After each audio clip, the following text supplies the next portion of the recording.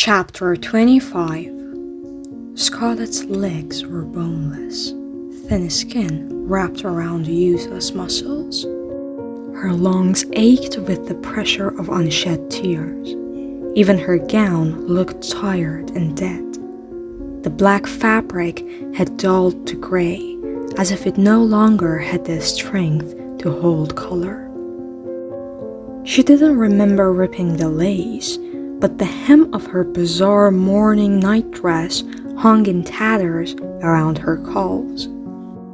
She didn't know if its magic had stopped working or if it just reflected how exhausted and unraveled she felt. She'd left Julian at the base of the mahogany stairs, asking him not to follow. When she returned to her guest room with its roaring fire and massive bed, all she wanted was to lose herself underneath the covers, to tumble into oblivious sleep until she was able to forget the horrors of the day, but she couldn't afford to sleep. When she'd first arrived on the Isle, she'd only been concerned about making it home in time for her wedding. But now that Legend had killed Dante and her father was here, the game had changed. Scarlett felt the press of time, heavier than the crush of all the red beads in Castillo Maldito's hourglasses. She had to get to Tella before her father found her, or Legend consumed her like a flame burning a candle. If Scarlett failed, her sister would die. In less than 2 hours, the sun would set, and Scarlett would need to be ready to start seshing again.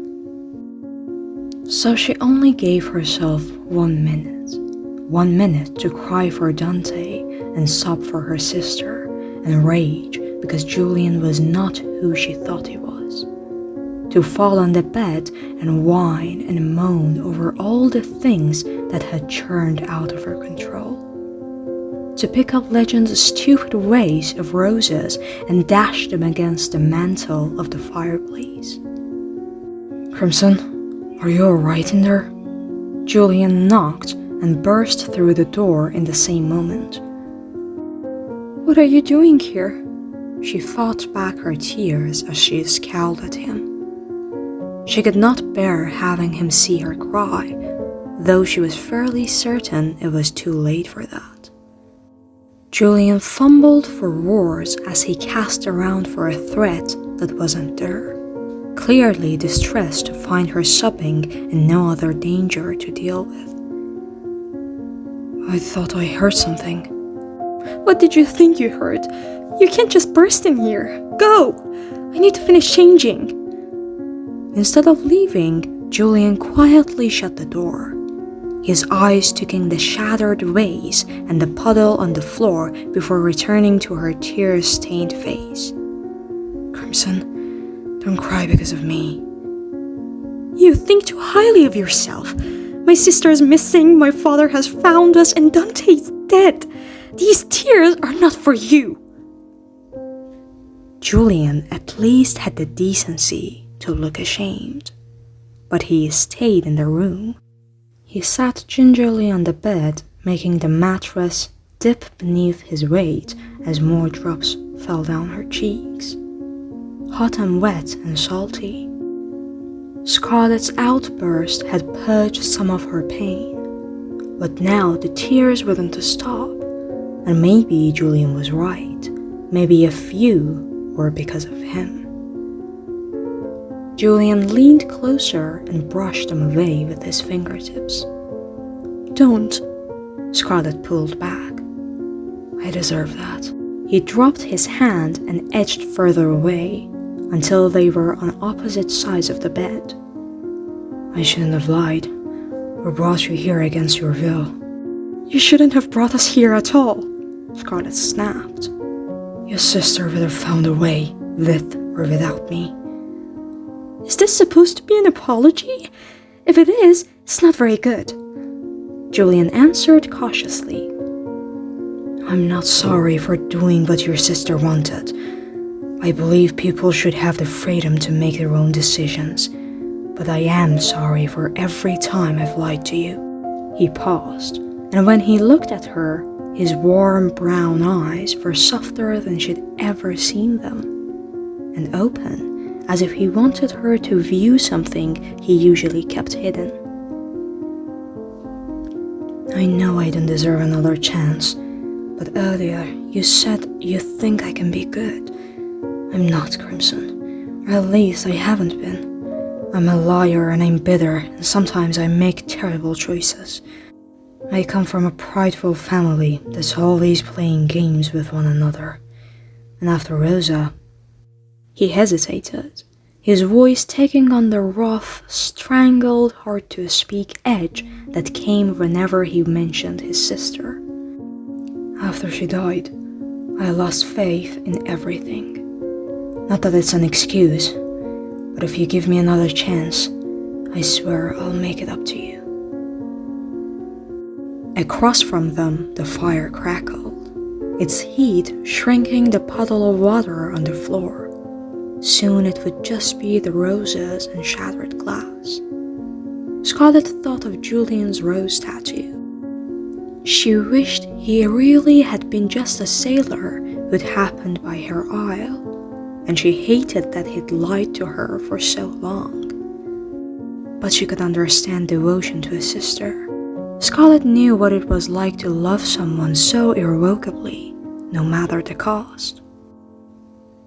Julian leaned against the bedpost, all kinds of tragic and lovely, dark hair hanging over tired eyes, his wicked mouth turned down, and ribs marrying his once pristine shirt.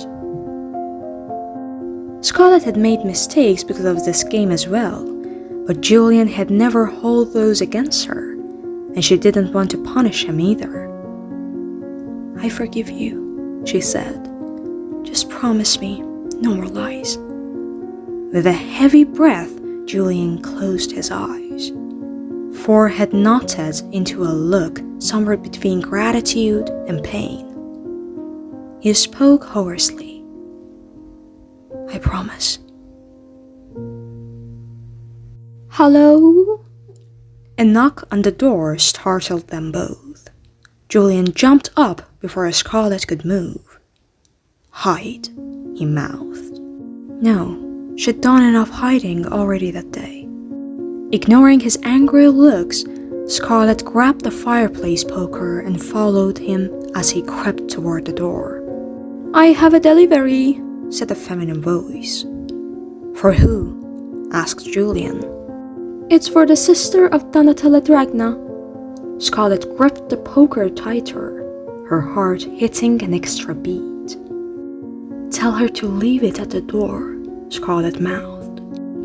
She wanted to hope it was a clue, but all she kept thinking of was Dante's severe hand. With a shudder, she imagined Legend chopping off Tella's hand and delivering it to her room. After the messenger girl's footsteps faded, she let Julian open the door. The box on the other side was flat black, the color of failure and funerals. It stretched in front of her doorway, long and almost as wide across as a Scarlett. Next to it rested a vase with 2 red roses. More flowers. Scarlett kicked over the vase, spilling the flowers across the threshold of her room before pulling the box inside. She couldn't tell if it felt heavy or light. You want me to open it? Julian asked. Scarlett shook her head. She didn't want to open the black box either, but every second she wasted was a second they could be searching for Tella. Carefully, she lifted the lid. What is that? Julian's brows formed a sharp V. It's my other dress from the shop. Scarlett released a relieved laugh as she pulled the gown from the box. The girl had said it would be delivered in 2 days, but something about the dress was off. It looked different from how Scarlett remembered. The color was much lighter, almost pure white. Wedding gown.